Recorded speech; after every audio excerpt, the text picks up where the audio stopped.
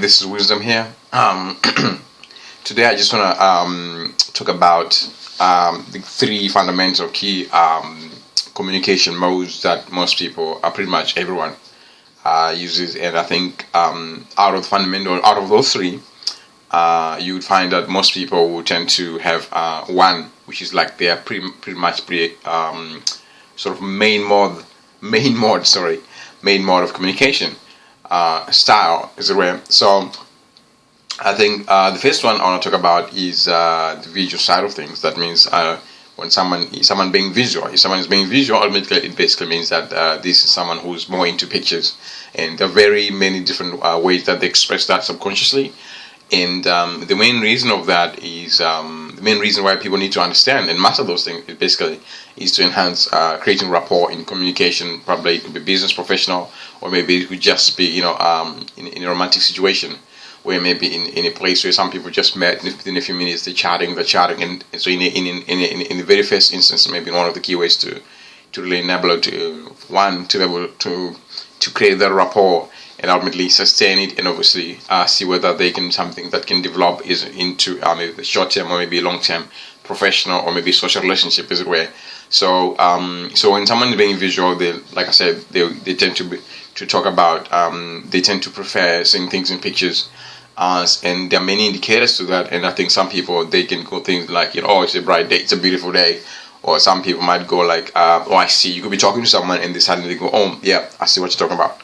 Now that means that it's coming from the subconscious mind and reflecting the tendency for them to prefer, although they still use other communication styles, but predominantly what that means is that person is more visual. They like talking pictures. That means so if you're talking to such a person, then obviously if you can find a way to incorporate pictures into what you're doing, what you're talking about, that would actually really help them a lot more in terms of creating the rapport. And the other part, then the second one I want to talk about is this is maybe the auditory type of person. This is the type of person who's more into hearing. So you can be talking to someone and they can go things like, oh, that sounds like this, sounds mysterious.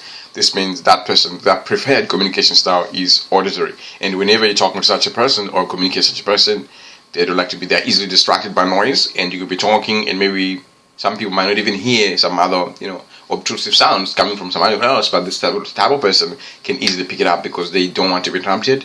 So auditory is their main sort of key communication mode. So that means that person is easily distracted by noise. So if you're talking to that type of person, or maybe if it's a date or maybe it's a business setup, you want to make sure that when you're communicating with such a person, they're in a place where they can be distracted. Even simple things like suppose in the kitchen or maybe like cutlery, you name it, that can actually be distractive to them. So they don't want such a situation. So if you're dealing with such a person, that'll be your cue to make sure that if you're going to be in a meeting or maybe whatever it is, ensure that any obtrusive sound is kept to a minimum because they're easily disrupted by any other noise.